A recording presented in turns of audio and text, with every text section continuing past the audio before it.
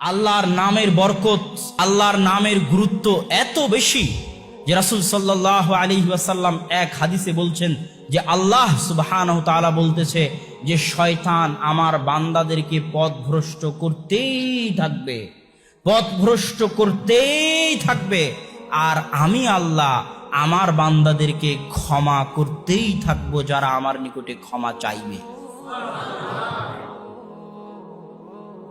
তাহলে মানুষকে আল্লাহর নিকটে ক্ষমা চাইতে হবে, ক্ষমা চাওয়া শিখতে হবে।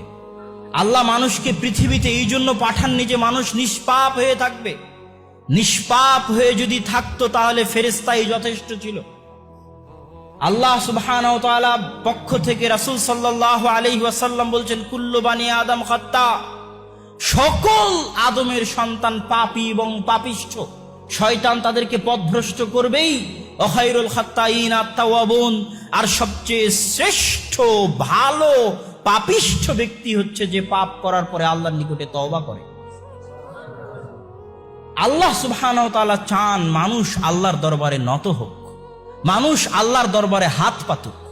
আল্লাহর সামনে ছোট হওয়া, আল্লাহর সামনে নত হওয়া, এটাই সবচেয়ে বড় সফলতা। বলতেছেন ওই ব্যক্তির চাইতে ওই ব্যক্তি শ্রেষ্ঠ যেই ব্যক্তি ইবাদত করতে করতে তার অন্তরে অহংকার চলে আসে। 5 ওয়াক্ত সালাত আদায়, তাহাজ্জুদের সালাত আদায়, তাসবিহ, নফল ইত্যাদির মাধ্যমে যার অন্তরে অহংকার চলে আসে, তার চাইতে ওই ব্যক্তি শ্রেষ্ঠ যে নিজের গুনাহের কারণে আল্লাহর দরবারে নত হয়ে চোখের পানি ফেলে, আল্লাহর সামনে ছোট হয়ে কাঁদে। আল্লাহ সুবহানাহু ওয়া তাআলা তাকে বেশি ভালোবাসেন। কেননা মানুষ নিজের ইবাদত দিয়ে কিয়ামতের মাঠে বাঁচতে পারবে না। মানুষ নিজের ইবাদত আমল দিয়ে কিয়ামতের মাঠে বাঁচতে পারবে না আল্লাহর দয়া, আল্লাহর রহমত, আল্লাহর ক্ষমা ছাড়া। এই জন্য প্রত্যেক মানুষের নিজেকে জিজ্ঞাসা করা উচিত তার সাথে আল্লাহর সম্পর্ক আছে কিনা, তার সাথে আল্লাহর যোগাযোগ কানেকশন আছে কিনা, সে আল্লাহর সাথে কথা বলতে পারে কিনা, আল্লাহ সুবহানাহু ওয়া তাআলার সাথে কিছু চাইতে পারে কিনা। যার সাথে আল্লাহর সম্পর্ক নাই, যার সাথে আল্লাহর যোগাযোগ নাই, সে এতিম, সে মিসকিন, তাকে বাঁচানোর কেউ নাই, তার কোনো অভিভাবক নাই, লা ওয়ালিয়া লাহু ওয়ালা নাসিরা, তার সাহায্যকারী কেউ নাই। সে কোন ডাস্টবিনে পড়ে মারা গেল এটাও আল্লাহ সুবহানাহু ওয়া তাআলা খবর রাখবেন না। দুনিয়াতেও রহমতের দৃষ্টি দিবেন না, কিয়ামতের মাঠেও করুণার দৃষ্টি দিবেন না। আর যে আল্লাহর রহমত এবং করুণার দৃষ্টি থেকে বঞ্চিত থাকে সে এতিম, সে মিসকিন। আপনার পিতামাতা আপনাকে যত ভালোবাসে, আপনার ভাই বোন আত্মীয় স্বজন আপনাকে যত ভালোবাসে, আপনার সৃষ্টিকর্তা আল্লাহ সুবহানাহু ওয়া তাআলা আপনাকে তার চেয়ে বেশি ভালোবাসে। আপনি মানুষের দয়া চাইতে হলে মানুষের দরবারে যেতে হয়, মানুষের অনুগ্রহ সহযোগিতা নিতে হলে তার কাছে যেতে হয়। যে ভাই আমাকে 2টা টাকা দেন, সহযোগিতা করেন, তারপরে মানুষ সহযোগিতা করে।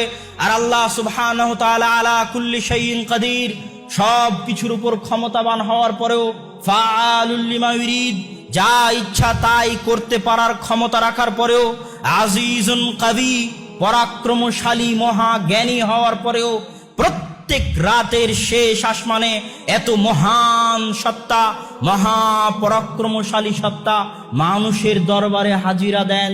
হাল মিন মুস্তাগফিরিন ইস্তাগফিরুনি, আছে কি আদম সন্তানের কেউ ক্ষমা চাইবে, আমি আল্লাহ তাকে ক্ষমা করে দিব। আছে কি আদম সন্তানের কেউ আমার কাছে রিজিক চাইবে, আমি আল্লাহ তাকে রিজিক দিব। আছে কি আদম সন্তানের কেউ আমার কাছে কিছু চাইবে, আমি তাকে তা দিয়ে দিব। আল্লাহ মানুষের দরবারে হাজিরা দেন। কিন্তু মানুষ এত নিমক হারাম, মানুষ এত নিমক হারাম যে মানুষ আল্লাহ সুবহানাহু ওয়া তাআলার দয়াকে নিজের পা দিয়ে পদদলিত করে, আল্লাহ সুবহানাহু ওয়া তাআলার দয়াকে অবমূল্যায়ন করে, আল্লাহ সুবহানাহু ওয়া তাআলার রহমত এবং করুণাকে ছোট করে দেখে। অথচ ইন্নাল ইনসানা খুলিকা হালুআ, মানুষ সবচেয়ে দুর্বল করে সৃষ্টি করা হয়েছে। যখনই মানুষকে কোনো বিপদ ঘিরে ফেলে, প্যারালাইসিস হয়ে গেল, অ্যাক্সিডেন্ট হয়ে গেল, টাকা হারিয়ে গেল, যখনই কোনো বিপদ ঘিরে ফেলে মানুষকে, তখন মানুষ হতবিহ্বল হয়ে যায়। এত দুর্বল মানুষ, এত দুর্বল।